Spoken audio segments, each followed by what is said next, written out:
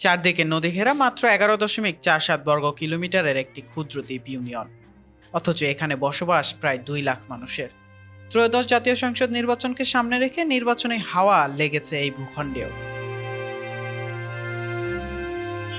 বাংলাদেশ জন্মের পর পেরিয়েছে 12টি সংসদ নির্বাচন। সরকার এসেছে, সরকার গেছে, কিন্তু রাজধানী থেকে মাত্র কয়েক গজ দূরে থাকা ঢাকা 14 আসনের অন্তর্ভুক্ত কাউন্দিয়ার ভাগ্য বদলায়নি। এক পাশে তুরাগ, অন্য পাশে কর্ণতলী, ফলে মানুষের একমাত্র যাতায়াত ভরসা ছোট ছোট নৌকা। নদী এখানে শুধু জল নয়, এ যেন দূরত্ব তৈরি করে রাখা এক অদৃশ্য দেয়াল। এই নৌকায় কখনো কেড়ে নেয় জীবন, কখনো স্বপ্ন। দুর্ঘটনায় ঝরে প্রাণ, শিক্ষার্থীদের থেমে যায় উচ্চশিক্ষার পথ, ব্যবসায়ীদের গুনতে হয় বাড়তি খরচ, যার বোঝা শেষ পর্যন্ত পড়ে সাধারণ মানুষের কাঁধে। মানুষ আর প্রতিশ্রুতি চায় না, তাদের দাবি একটাই, একটি সেতু। বাস্তবায়ন এখনই। বড় সমস্যা নদী পারঘাট হইতে অ্যাক্সিডেন্ট হয়, মানুষ মারা যায়, মানুষ তাড়াতাড়ি মেডিকেল নেওয়া পারে না। এত এমপি মন্ত্রী আইলো, কেউ ব্রিজ দিল, এখন কে দেয় বলা যায় না। মানে যে আমাকে ব্রিজ দিয়ে পারবো এই লোকের আমরা ভোট দিব। মানে ব্রিজটা হইলে মানুষের সবার কামের চাইতেও পারবো, কলেজ হইব, স্কুল হইব, সব হইব। একদিন আমি 2 দিন পড়ে গেছি, নদী পার হইতে পড়ে গেছি পানির মধ্যে। দাদা হামুক হুমুক হালায়, চারা মারা ভাঙ্গি হালায় না, তো এর মধ্যে যদি পরে পাউডার কাটতে হলে তো সমস্যা। আমার এই ফ্রিজের দোকান এটা, আমি দেখা গেছে এই ফ্রিজটা হচ্ছে বেশিরভাগ সময় যখন আমি নিয়ে আসি ওই পার থেকে আমার এই ফ্রিজটা ভ্যানে আনতে হয় ঘাট থেকে আবার নৌকায় নামাইতে হয়, নামানোর পর আবার একটা লেবার দিয়ে ভ্যানে উঠাইতে হয়, আবার ভ্যানে উঠায় আমার দোকানে নিয়ে আসতে।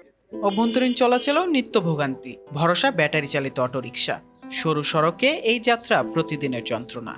এত পরিমাণে সরু যে এখান দিয়ে মানুষ চলাফেরা করাটাই খুবই কষ্টকর। যানবাহন তো থাক দূরের কথা, এক পাশ থেকে আরেক পাশে একজন মানুষ আসার জন্য দেখা যাচ্ছে আমি একটা রাস্তা দিয়ে ঢুকতেছি, ওর পাশে আরেকজন মানুষ দাঁড়ায় থাকা লাগতেছে।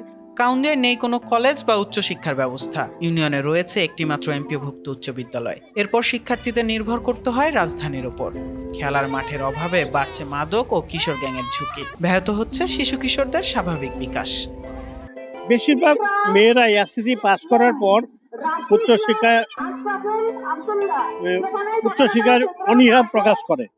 অভিভাবকরা মেয়েরা পড়তে চাইলে অনীহা প্রকাশ করে, কারণ ওই পারে যেতে হবে। এই কারণে দেখা যায় যে বেশিরভাগ শিক্ষার্থী, মেয়ে শিক্ষার্থী এসএসসি পাস করার পরে ধরে যায়। কাউন্দিয়াতে যদি কারো বাড়ির পাশে কলেজ হইতো তাহলে এই জায়গায় তাদের গার্ডিয়ানরা অবশ্যই যাইতে দিত, কারণ বাড়ির পাশে কলেজ, এখানে তার মেয়েকে কেউ কোনো উল্টাপাল্টা করবে এরকম সুযোগ থাকতো না।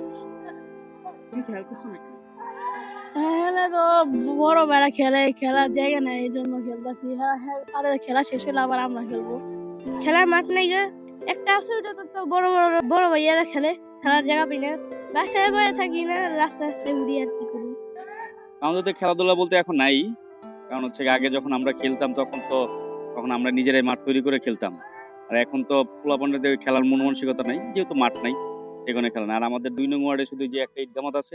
কাউন্দিয়া ইউনিয়নে নেই কোনো হাসপাতাল। অসুস্থ হলে নিতে হয় রাজধানীতে, অনেক সময় চিকিৎসা না পেয়েই প্রাণ হারান বাসিন্দারা। যেহেতু এখানে কোনো তোমার সরকারি বেসরকারি কোনো হাসপাতাল নাই, গভীর রাত্রে যেসব রুগী টুগী আসে ওসব রুগীদের চিকিৎসা আমাদের পক্ষে অসম্ভব হয়ে দাঁড়ায়।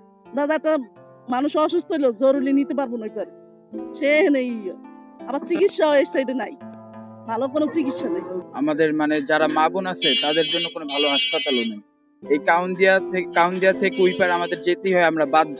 সরকারি গ্যাস সংযোগ না থাকায় জ্বালানির জন্য এলপিজি কিংবা কাঠি ভরসা। গুনতে হয় বাড়তি অর্থ, নেই কার্যকর বর্জ্য ব্যবস্থাপনা, নেই উন্নত পয় নিষ্কাশন ব্যবস্থা। যে যেখানে পারে সেখানে ময়লাটা ফেলে দিচ্ছে। এটা হচ্ছে, এতে পরিবেশ দূষিত হচ্ছে, মানুষ জনজীবনের নানান ধরনের ব্যাঘাত ঘটতেছে। আমি এখান দিয়ে হেঁটে যাচ্ছি, ময়লার স্তূপ পড়ে আছে, খুবই দুর্গন্ধ। ময়লা ব্যবস্থাপনা এখানে আমি মনে করি সবচেয়ে জরুরি, কারণ সিটি কর্পোরেশনের আন্ডারে যদি আমাদের এই কাউন্দিয়াতে ময়লা বর্জ্য ব্যবস্থাপনাটা দেয়, তাহলে দেখা গেছে যে কাউন্দিয়াতে যে বায়ু দূষণ, তারপরে পরিবেশ দূষণ, ময়লা আবর্জনা মানুষ যেখানে সেখানে ফেলবে না, একটা নির্দিষ্ট স্থান থাকবে, ময়লার যে লাইনম্যান আছে তারা এসে ময়লা নিয়ে যাবে, নির্দিষ্ট স্থানে ফেলবে। এটুকু আর কি আমরা আশা করি, সামনে যারা আমাদের জনপ্রতিনিধি হবে তাদের কাছ থেকে আমরা এটুকু আশা করি। এই ময়লা এই গাং করে হালা ময়লা নেয় 100টা মনে নেয় না ঘর ভাড়া আমরা থাই গ্যাস নাই লাইনের গ্যাস নাই সিলিন্ডার কিনে যে 2100টা গ্যাসের 2500টা গ্যাস দিয়ে রান্না পোষাইব এত মনে ময়লা হালাইতে চায় 100টা সবাই কইছে যে 50টা করে নেন হে নিব না এলে কইছে যে আমরা ময়লা হালাম না। রাজধানীর ছায়া থেকেও কাউন্দিয়া আজও রয়ে গেছে নদীর ওপারে, উন্নয়ন যেখানে এখনো মানুষের কাছে শুধুই প্রতিশ্রুতি। মইনুল ইসলাম, চেষ্টা টিভি, ঢাকা।